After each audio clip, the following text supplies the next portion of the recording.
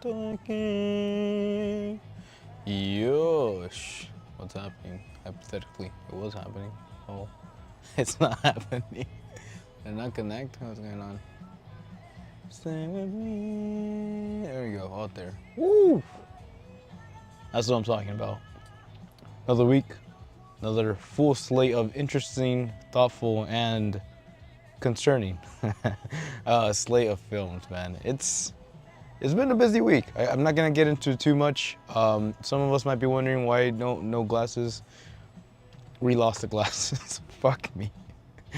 We're gonna go from there. So I'm gonna need help buying glasses soon. We're gonna go with that one. I'm not gonna get into it, but I think I'm starting to understand what's been happening with those. And damn, man, can't meet any nice people around here. But that being said, it is summer. It is June. You know what that means? Summer blockbusters. The thing Hollywood has been touting for generations. And yes, of course, we got your originals. We got Reptilian homies back at it in another attempt to become real. Now, I like CGI as much as the next guy. You know, I think it has its place. I just recently saw a terrible 3D CGI movie about dogs, and it just made me reflect on like how far we've come. You know, like that used to be okay because our brains were like, yo, this dog looks like crap, but that's a dog. That's the best we're gonna get. And then we flash forward with technology, we go through AI, we go through all these shading elements, blah, blah, blah, blah, blah. And now we're able to create really just anything, hypothetically, anything you can imagine, anything you can draw, anything you can digitally replicate on a tablet can be transferred into a movie.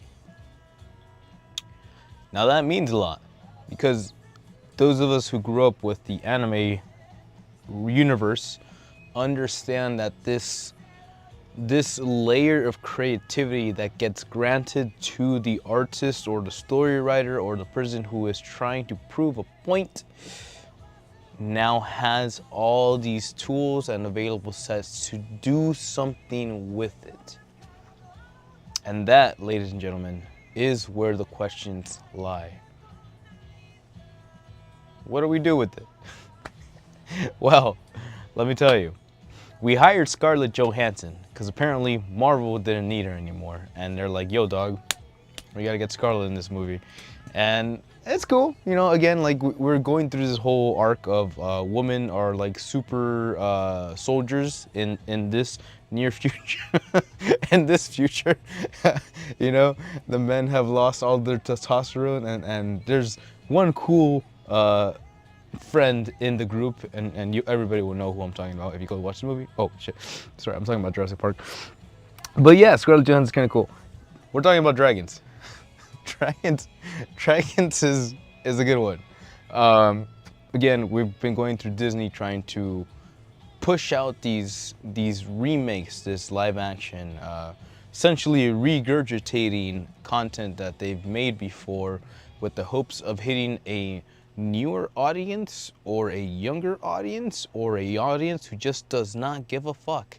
And it's working, apparently, because Universal gets the note from Disney. They see how much money they're making and they go like, damn, we could do that too. And so they did. And we get this baby, How to Train Your Dragon. Now, I wouldn't say I'm the biggest Train Your Dragon fan, but I do remember, I think this was one of the earliest like date movies I went to go see with someone. And so like I remember things, but I remember them differently, and it's like so that's kind of where we get to this point of like, okay, it has been enough time. Like that was a long time ago. And if you really want to be honest about it, this whole series has concluded, I believe. They have a complete finale to How to Train Your Dragon. I believe it was 4 films all day, every day. And there is a end game that we're gonna get to if we're gonna go down this route. But again, the question, how do we do? Well, we bring in Gerard Butler. Yes, we do. We bring in Mr. 300 Spartan himself to be like, yo, I got a son. He's not really son material, but he's a son. But he's not my son. Something like that. Something like that. Halfway through the movie, he gets all salty. And yeah, it's interesting because I do remember this movie just being more of a like, I guess cautionary tale is a way to place that one. The idea of like I would assume, generations are different, times have changed, but I would assume that at a certain adolescent point in their life, every young man hits enough testosterone in their lives that they start to question so much that it becomes second nature to start being like, yo, why are we doing this? And that, in my humble, honest opinion, is the creation of man.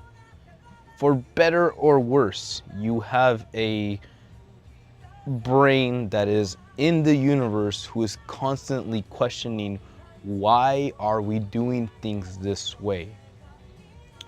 Whereas any other, let's call them sheep people, would just go with the flow and follow what is happening and just be part of the circle because they need some validation, or they need to be loved, or they're looking for something more within that group that they're just not finding by themselves, which is why we put a lot of effort into self-development. Please. So, this guy though, they call him Hiccup. Hicks up a lot.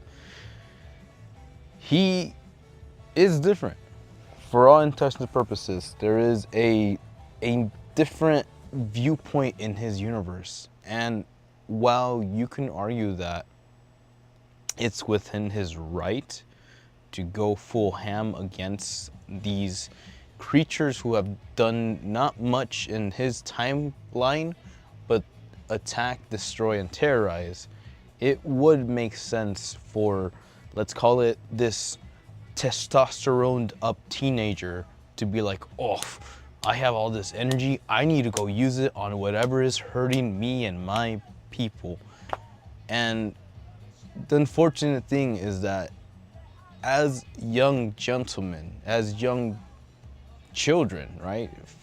Anybody, any humane thing, we are just learning the environment. So if this fresh mind is gonna be shoved with ideas of like, oh, this group of animals are no bueno, bad hombres, let's go ahead and shoot them out, or let's go ahead and raid them, and let's go be Vikings and raid these people, blah blah blah. It gets a little iffy. And thankfully this young gentleman named Hiccup has the wisdom, right? He's a young lad, but he's got a good head on his shoulders, a great heart. He has the wisdom to kind of take a step back and try to analyze things. Again, he's lost one of his parents, allegedly to I would say dinosaur. I was thinking about Jurassic Park.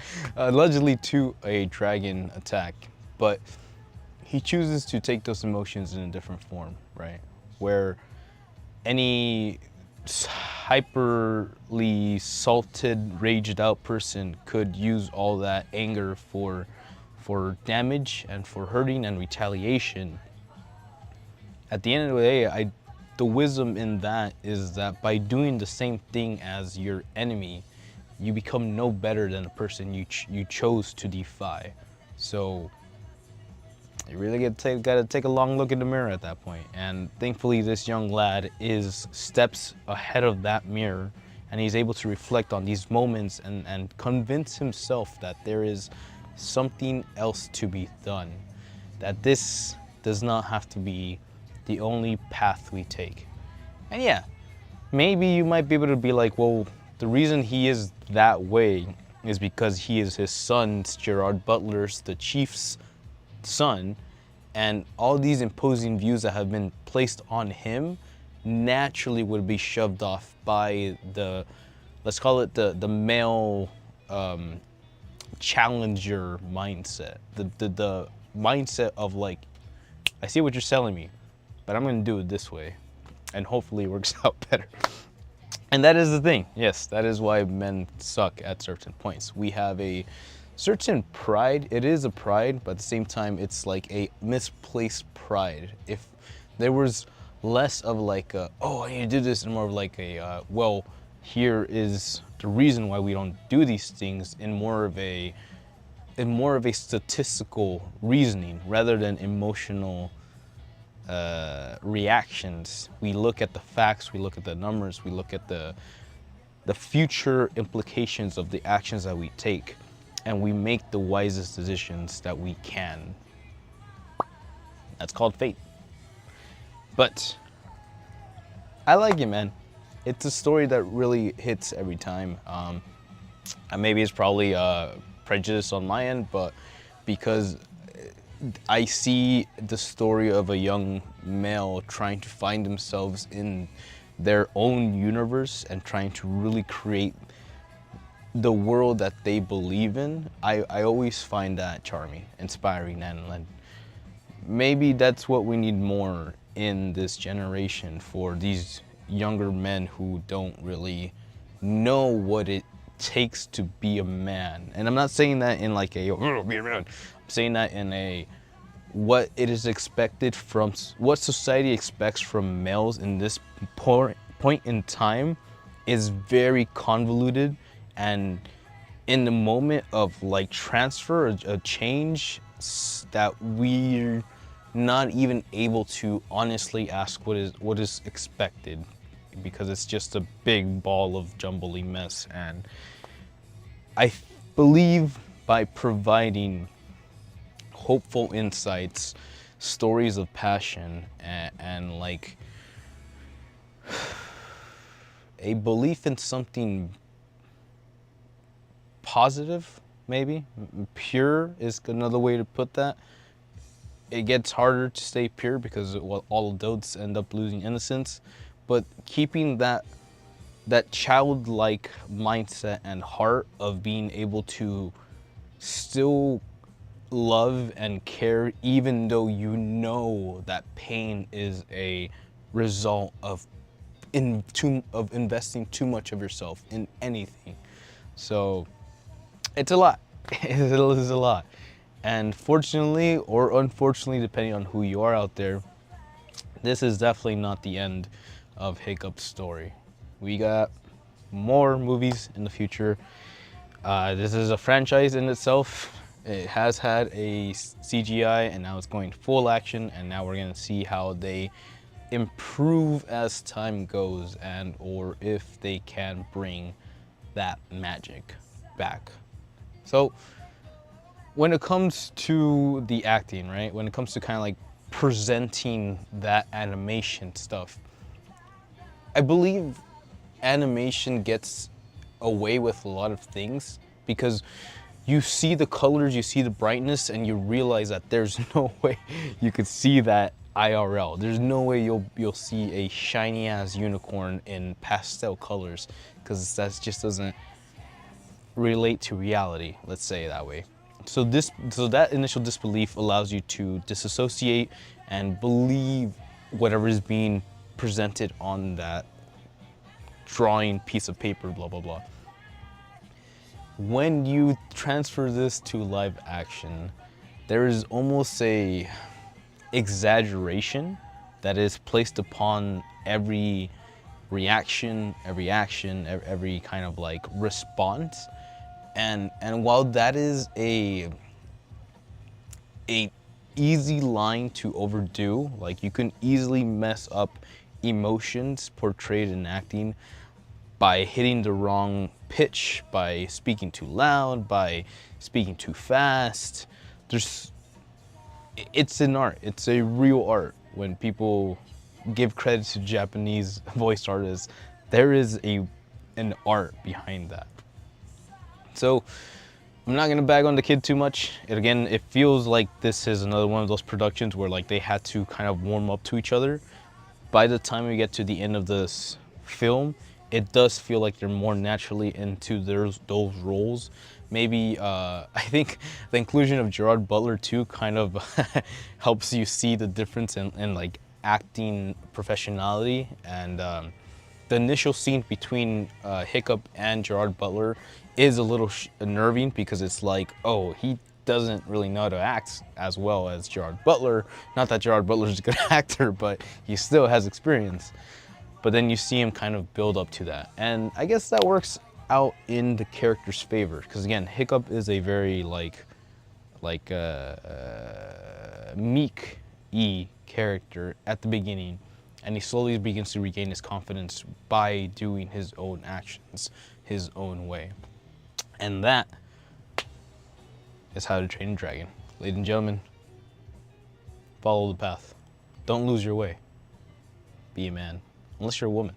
Be a manly, nice woman. No, we all have 50-50s, right? The yin and the yang, that is kind of the importance. Speaking of the yang, the yin, we do have the main romantic interest. I just want to talk about that briefly because I do remember people going a little bit of crazy online, being like, no, they changed the character's hair color and blah, blah, blah. She's not the same, she's not the same. And while I will admit, she has a great character design, and it's like, it was a bit of a shock to be like, oh, okay. But definitely, more than any visual representation, the character, the heart, the acting is what matters the most. And yeah, she brings the juice. She brings the sauce. She comes in, she's like this mean bully person because she has like a chip on her shoulder. But you can tell that she's clearly just wants to prove herself, and it all really is presented well, super well by this young lady. I'm pretty sure they're like 18 and above.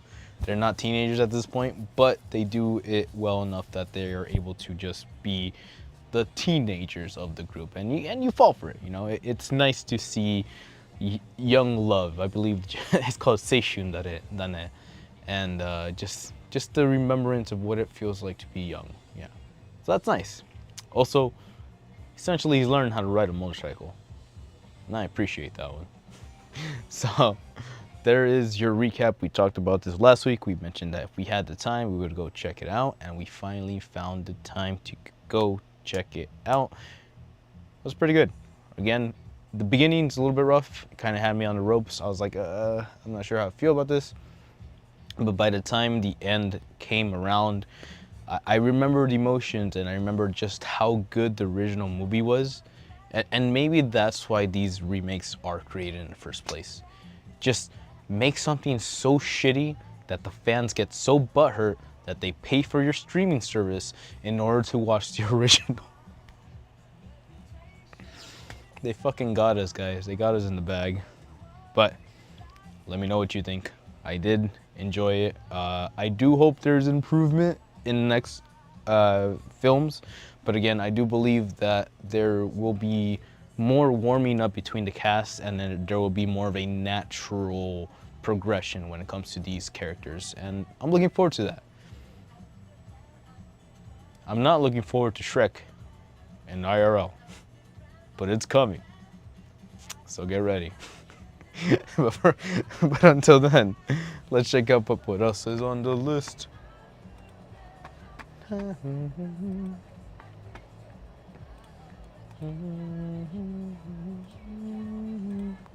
Whoa.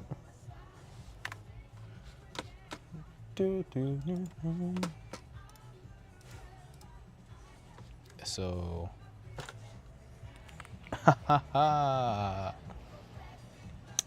28 years later,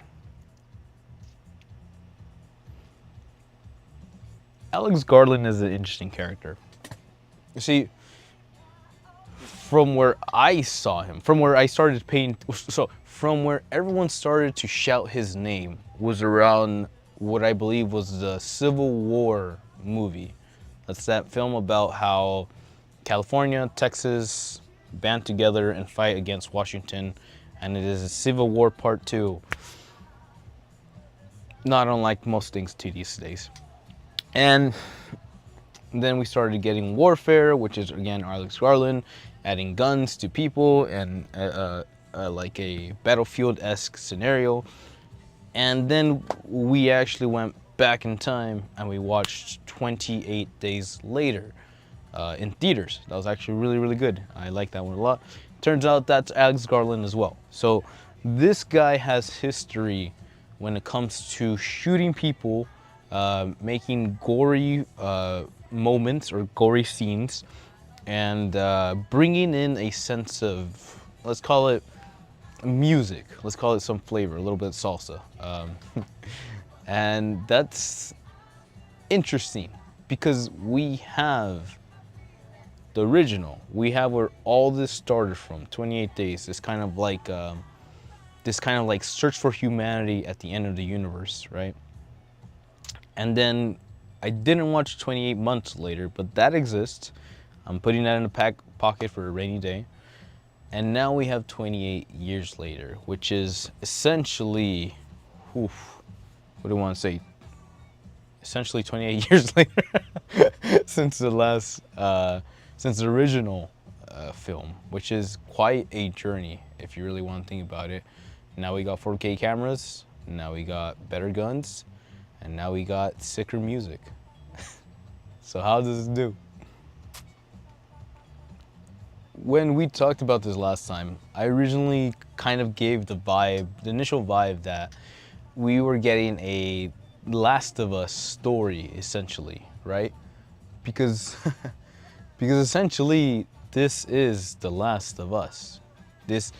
I don't think for a second now that Neil Druckmann had that foresight to be like, yo, I'm gonna make a sick ass story, blah blah blah. I think it was just really inspired by 28 Days Later, and there's nothing wrong with that.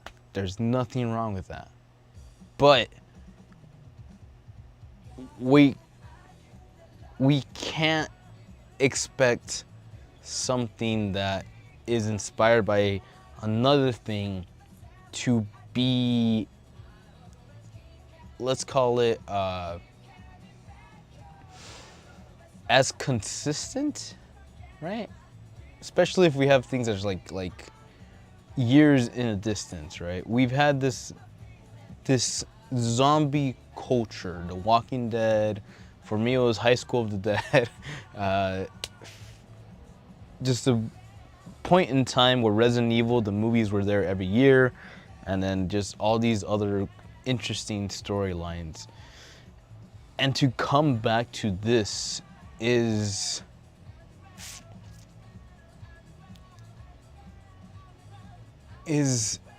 interesting in the way that it's nothing new, right? Like, just putting it simply, it's nothing new per se. New characters, new families, a new zombie types, but it's nothing we haven't seen before, specifically coming from Sony properties. And then we have some cool moments, you know. Primarily these dudes use bow and arrows.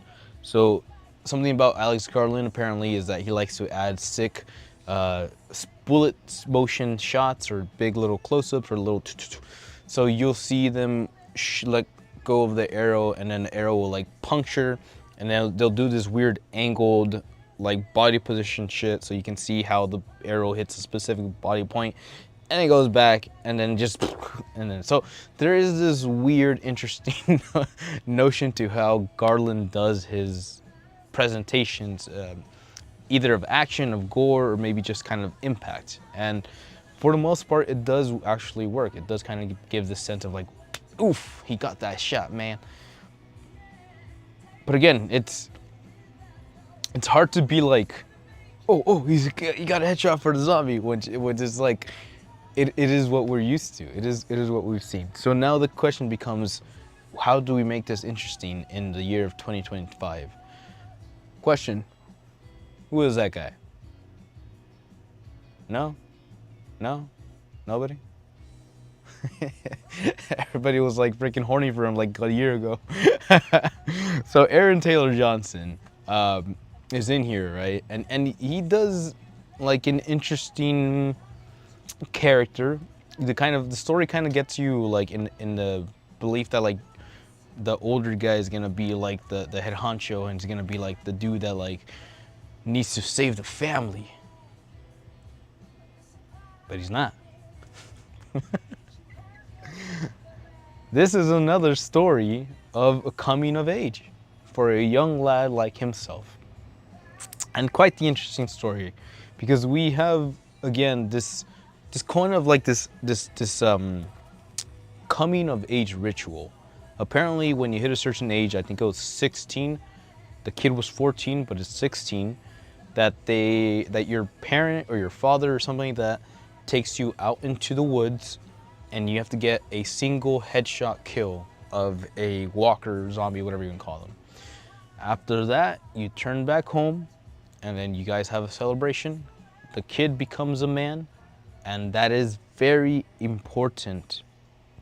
Something that we don't have in America these days is the sense of like the acknowledgement of time, the acknowledgement of promotion when it comes to personal or responsibility, right? We know we're supposed to finish high school, go to college, get a job, buy your fucking house in overpriced fucking California, but there is no real kind of like incentive slash celebration slash like, oh, the village is looking at me to not fuck up.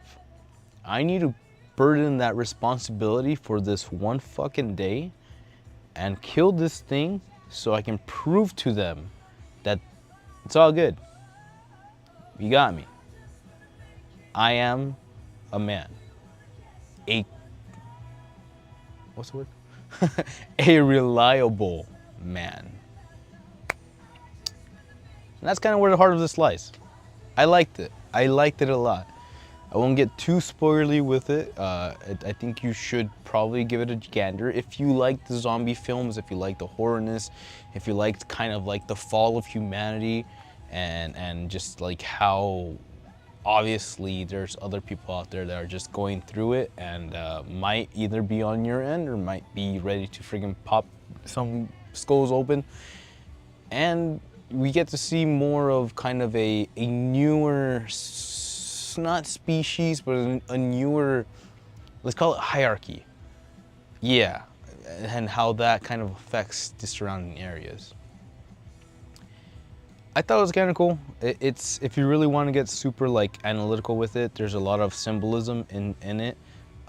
We get a small spoiler, but we get a super cool cameo from Ralph Fiennes. If you guys don't know who that is, that's okay. If you guys do know who that is, the menu, the guy who is the head chef for the menu, so fucking good. But he pops up, he's like there, he's hanging out. You're allowed to kind of like make your presumptions about what this guy is, what's his little shtick. Clearly, the village has certain thoughts of who he is and what he does. But in a world filled with unlawfulness, who is left to be weirded out? You know, who is left to be a weirdo, you know what I mean? When the whole world is so skewed and fucked up, what is left, what could survive not being weird at the end of the universe?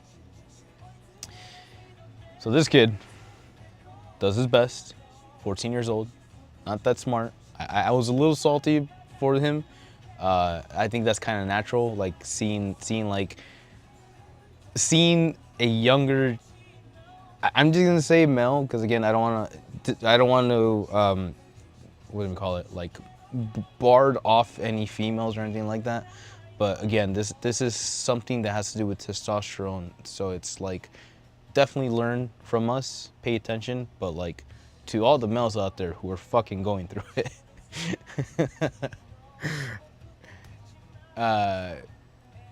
it's frustrating. It is frustrating, and I think that's part of it too. You see the father just kind of be like, "Yo, man, no."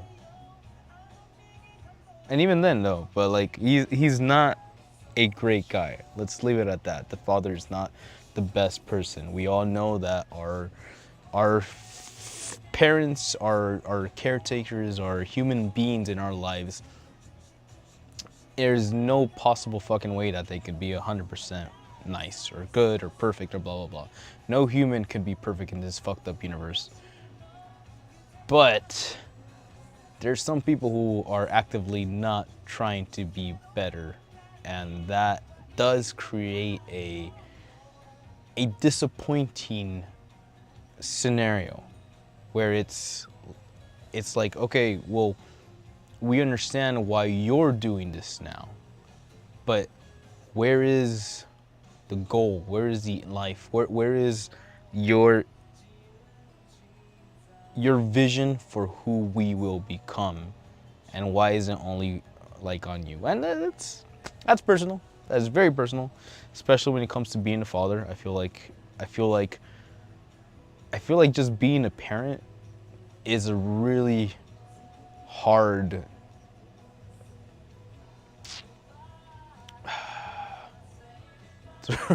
it's a really hard thing to not feel intimidated by. Because at the end of the day, you are responsible for dragging this mind to this plane of existence. And this mind did not ask for any of this. But it is your goddamn responsibility to give him a fighting chance. So, stay safe, use protection, and don't any zombies. I know what I said. Well, we'll see. 28 years later, pretty interesting. Story of a kid becoming a man, finding the value of life and understanding what it means to let go and what it takes to become a man that walks your own path. That's probably my favorite part. Slight spoilers, right? But somewhere around the film, the kid goes like, "We're good, we're done here. But me, I'm gonna keep on walking just a bit further. I need to know who I am." And I was like, that fucking guy, he's gonna be a man. Stuff like that is what gets me like, yeah, we need that. We do freaking need that. We need more inspiration to these dudes who, like, again, clearly are in a different universe. The fucking landscape and the social climate of what the fuck we were 10 years ago, 15 years ago, 20 years ago is nothing compared to what we're doing today. And technology just moves so much faster than what we are capable of doing that it just really like muffles all the important things. It kind of dilutes what really matters in relationships, in finding one another, in finding an intellectual that will challenge you, but in a heartfelt, positive way. There's so much that we don't even know about personal relationships this generation because they're just not emphasized enough. And I'm not saying that we need to do that, like we need to just go full in, like catering to the kids and all that, or like teaching people how to act like humans again. But shouldn't we? Shouldn't we fucking teach these young generations to interact in a healthy communicative sentence without fucking yelling chicken jockey every 5 fucking seconds? Not that I mind, but just saying. that's where we're at with that. So thank God there's still some kind of like something to lean on. Alex Garland's kind of been out there, kind of been doing stuff. Don't get me wrong, I enjoy Black Widow as much as any other person. I enjoyed Ballerina as much as any other person, but I don't think that's what we want. I don't think that's what we need. We saw Ballerina not make as much money as the John Wick films wanted it to make it, but will they actually like do something about Ballerina to make it look like a better story, or will they do just fucking force Keanu Reeves to keep on doing flips and shit? And that's where this all lies, man. That's where it kind of ends up being. Like, we're trying to present something to people who aren't even in the market, part of that market, but because it's all that is being plastered and pushed and sold to us, the people have no choice to fucking eat it up. And then the fucking market gets that message and they go like, oh, people love this shit, let's just fucking make more. And well, that's where we're at. Numbers don't lie. But there's a lot more female Disney fans than there are male Disney fans. I'm gonna go on a limb and say that. I'm just gonna say it. I'm not gonna mean it, but I'm gonna say it. Star Wars does not count. So, 28 years later, needless to say, I'd like to check out 28 months later. And while I would have liked to see it beforehand to kind of know what I was getting into, walking into this and understanding what the point of this was and what it was trying to tell us made me expect more out of this series. I was blown away by the first movie, 28 Days Later, because it really was a showcase of everything that is zombie pop culture and just how much we learn from the British in this film and how that kind of became like our pop culture. Britain really led the zombie apocalypse pop culture, the craze. And that's crazy because I don't think Britain's done much in a couple years for the universe. But that's there. And there is also that kind of that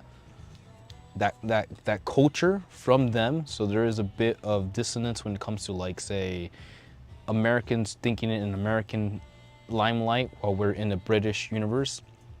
But I like that. I really like being in a different setting and like trying to force yourself to assimilate to what the people are and what this means to them and where they go from here. So, again, light spoilers. This is not the end of your boy. He will be back. And I'm kind of excited because this could be like the beginning of a really intense franchise where like it becomes the kid just becoming the man or something like that. And if there is like super heavy like foreshadowing, then maybe we get that final showdown between the Pops and the son. It's pretty intense, huh? Pretty intense. That's called the Oedipus complex. Check it out. Google it. It happens. Oedipus complex, whatever it's called. But hey, not too bad. I would give it a solid 5 out of 7. I think it's a perfectly fine film. The action is kind of intense. The story is pretty good. I will probably say that the writing is probably my favorite part of this. I did enjoy the character of the young dude just trying to like do something, and clearly he's not the greatest, he's not the best, he's not the smartest, but he's trying, and he's out there doing good stuff. So to all the little dude out there trying to find their way, Godspeed. But hey, Saigon, we go. That's disgusting. Speaking of regurgitations,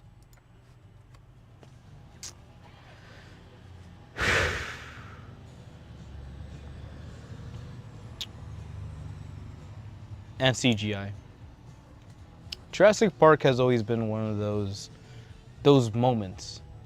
You think about summer blockbusters, and while Jaws kind of was that original summer blockbuster, Steven Spielberg really went with it and just kept on upping the ante.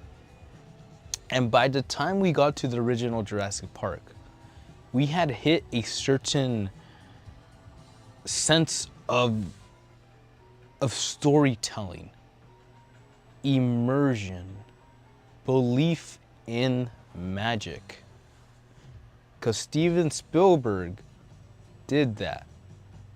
The dude was out there really kind of creating these new techniques from the years that he had spent filming stupid home videos with his friends. He brought all that knowledge and he did something fresh with it. And in a point where there were no computer generated clip arts, let's call it clip art. There was no copy and paste for the CGI. They had to go practical. They had to go practical with the set designs, with the moments, with all the scenes. And it brings something to, oh, there's that one man. There's that other man, that's pretty cool. It brings something to the table that really was unheard of. This sense of terror, not from a, let's call it a ghostly apparition, not from a supernatural being, not from something that you couldn't necessarily see or detect or feel, but from nature's own back pocket. And that has always been the beauty of Jurassic Park. The fact that we as humans are so stupid, and yes, we fucking are, because we just created AI, that we would be willing to create our own demise if we could sell it for profit. Tell me I'm wrong. Because the unfortunate truth is that bigger is better. And that's not true. It's just what everyone tells themselves. To feel more endorphins, to feel more neural plasticity when it comes to watching these films. And how do you do that? Simply adding a bigger boom, simply adding a bigger step, simply adding more teeth, simply adding more fucking arms, simply adding a fucking 5 head for a dinosaur. And again, I'm not saying that these things don't work. You see this dinosaur in the screen, the universe, and you're like, okay, yeah, it's there. It's there. But it's something missing. Something doesn't hit as well. Yes, there are scary scenes. Yes, there are like spoopy moments. Yes, there is Scarlett Johansson out there with a fucking gun. But I think we've already seen this before. I believe I'm reflecting on Kong Skull Island and just Predator and stuff like that. We've seen this before. We've seen the ultimate badass unit of private militia that are the only ones that can get the mission done.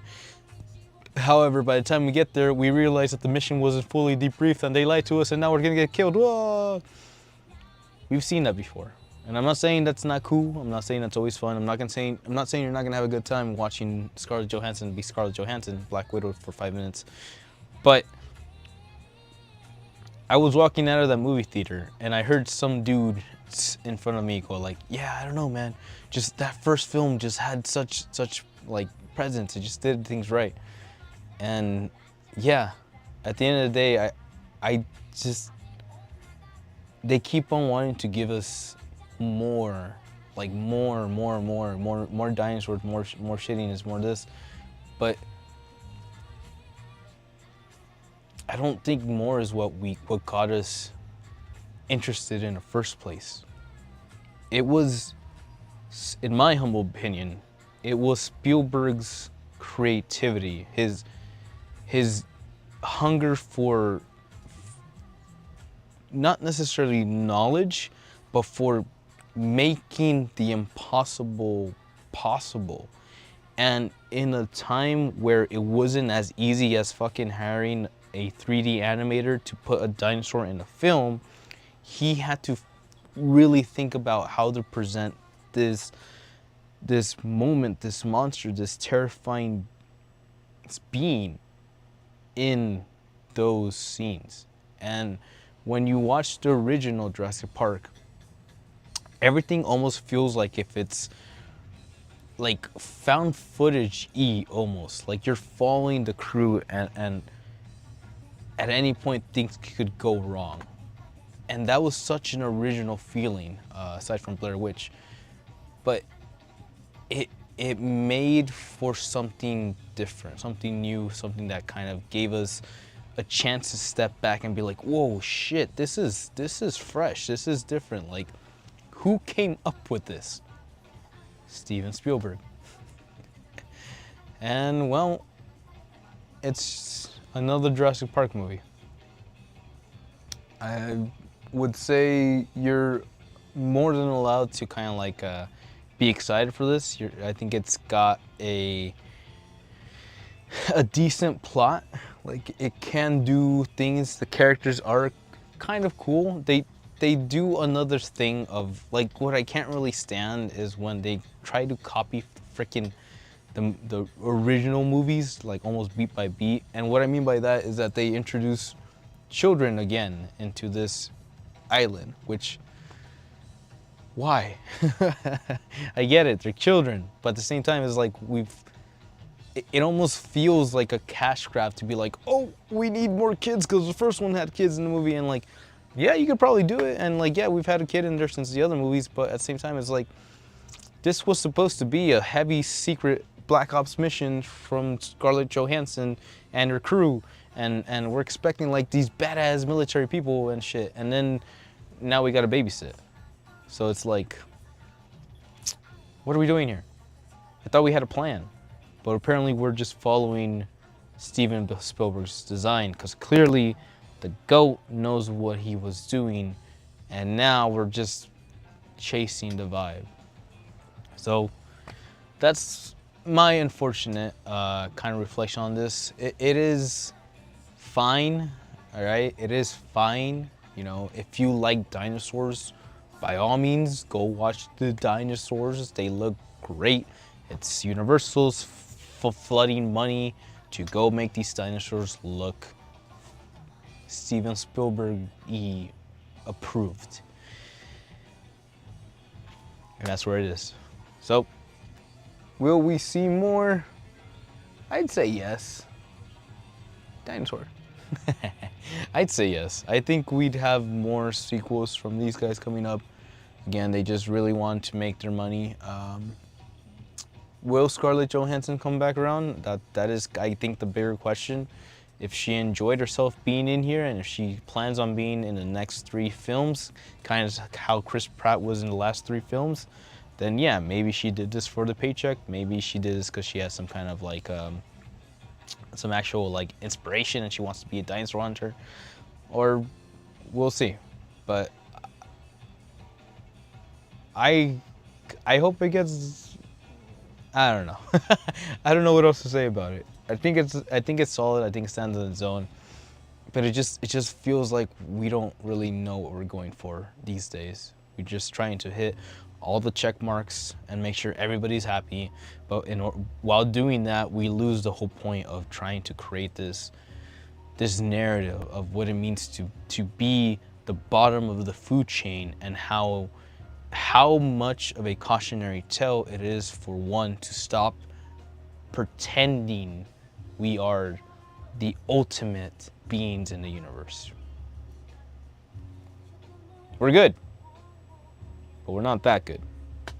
So, with that, with a heavy heart, with some big ass dinosaur doo-doo, that's a Jurassic Park 3 reference. Go check it out. It's been an interesting week. I've liked it. Yeah, I think it's gonna be interesting these couple weeks. F1 is coming out soon. I was planning on going this week, but no, my week is way too busy. I have not had time to settle down, much less stream anything game-wise, which is fucking killing me on the inside, but we're kind of at a point where that's less relevant compared to world events. But good thing I still like movies.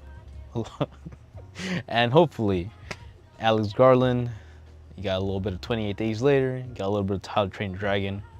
We'll keep on ushering this new wave of like inspirational men. Again, I don't mean to sound so fucking sexist today. I'm just saying that like ever since Lilo and Stitch, it has not been okay. It has not been okay. The way we've been fucking presenting men in these films has not been okay. And I understand. We've been shitty and a lot of us have fucking given up. I understand. But why the fuck is that a reason to keep on shitting on top of someone who's having a bad day?